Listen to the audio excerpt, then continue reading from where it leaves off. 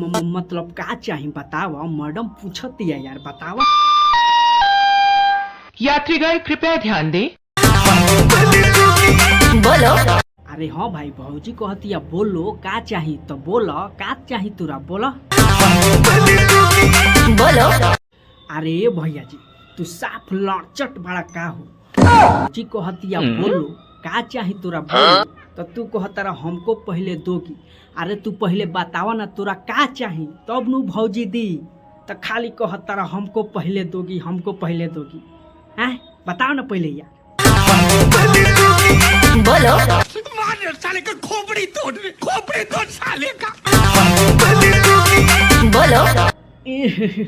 इस सारे हमके पगला दी सारे बनकर सलाब ना पूछम तोरा, खाली कहता हमको पहले दोगी हमको पहले। का चाही बतैबे तब नु, साला खाली रट लगैले बा हमको पहले दोगी हमको पहले दोगी। पैक बंद कर वीडियो। टाइम हमरा पीछे तू बेकार करता रह। अरे भैया जी ई मैडम बिया नु बिल्कुल सही कहता, टाइम एकरा पीछे तू बेकार करत रहा। अरे मर्दे का माल के चक्कर में पड़ बड़ा चार तनी कमा धमा अपन घर परिवार देख, माल के चक्कर में बेकार नहीं हो जाइबे मर्दे।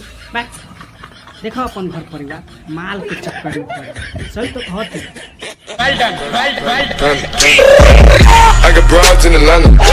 अपना ला मुसीबत झूठे खाड़ करता रह। हाँ भैया जी देखो ई मैडम अपने मुंह से कहती है कि अपना ला मुसीबत झूठे खाड़ करता रह, तो यही से समझ जा। हमारे में तेरे बाप को मत सिखा चल। तहरा नियन पीछे कितना बड़े प्रेम करोगी। हाँ भैया जी देख लो ई भौजी कहती है, मतलब ई मैडम कहती है कि तहरा नियन कितना पीछे बाड़े प्रेम के रोगी। एक मतलब समझ लो, तुहरा जैसन पसंद नहीं खे मैडम के ना एकरा पीछे पड़ ना। क्या बात कर रहे हैं? फिर उहे बातवा तू दोहरावे लगलो। ना मनबा का हम ना मनबा। सुनो। बोलो। अरे तो सुनावा ना मर्दे, ई तो भौजी कब से सुनल चाहती है कि का मांगता यार भाई। एक बाप के होगी तो हमको पहले दोगी। एक बाप के होगी तो हमको पहले दोगी। अरे भैया जी माने ई तोहरा देखे से कई बाप के लागतिया? 4 बाप के लागतिया? ना ना ना तू बतावा तो 4 बाप के लागतिया कि तू कहता एक बाप के होगी तो हमको पहले दोगी। तोरा 4 बाप के लगतिया वही से तू कहता ना। सही पकड़े हैं। एक बाप के होगी तो हमको पहले दोगी। अच्छा छोड़ा जाए तो एक बाप के होगी चाहे 4 बाप के होगी उससे हमने के का लेवे देगो बा, लेकिन तू मांगल का चाहता रह ये पहले हमरा के बतावा। एक बाप के होगी तो हमको पहले दोगी। अरे भैया जी देख लो तू माने फिर थरथराई करे लगलो, फिर तू समझावता नहीं, तू पहले खोल के बताओ तोरा का चाहिए। एक बाप के होगी तो दिल हमको दोगी। का तू भैया दिल के बात करत रहला? साला हम तो सोचत रहनी ह कि जौन तोहनी सोचत रह। आई भैया तो सोझे धिकल तावा पर पानी फेंक दे। ई भैया तो दिल मांगता। जा हो मरते सब बनल मुंड तू खा गई,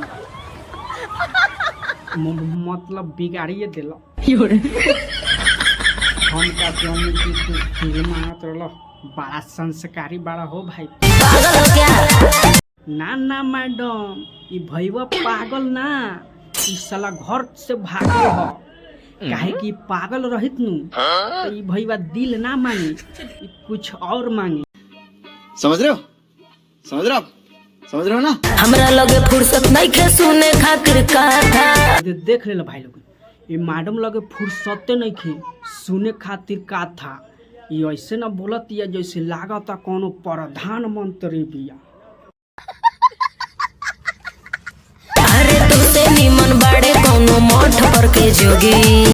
देख लो भाई लोग ये मैडम कहतिया कि तोहसे निमन बाड़े कोनो मठ पर के जोगी, लेकिन साला एक कुत्ता से चटवा ली सो अपन, लेकिन एगो गरीब के भाला ना करी सन जैसे ही मैडम चटवावतिया। देखो क्या सोच है रे तेरी। अरे हमारा बुझाता अरे अन बड़ो ढोंगी। ढोंगी माने हैसन चेहरा वाला दीपक भैया के तू ढोंगी कहता रे? जा हो छिनरो जा। तो भैया लोग वीडियो को यहीं करत तनी एंड आई होप कि वीडियो अच्छा लगल हो। अगर वीडियो अच्छा लगल हो तो वीडियो को कर दिया लाइक आ चैनल के सब्सक्राइब करके बेल आइकन प्रेस जरूर कर दिया। एगो अपना भाई खातिर प्यारा सा कमेंट कर दिया, काहे कि धोनी के कमेंट पढ़ के साफ दिल गदगद हो जाला। तो चलो फिर मिलते हैं नेक्स्ट वीडियो में, तब तक के खातिर बाय।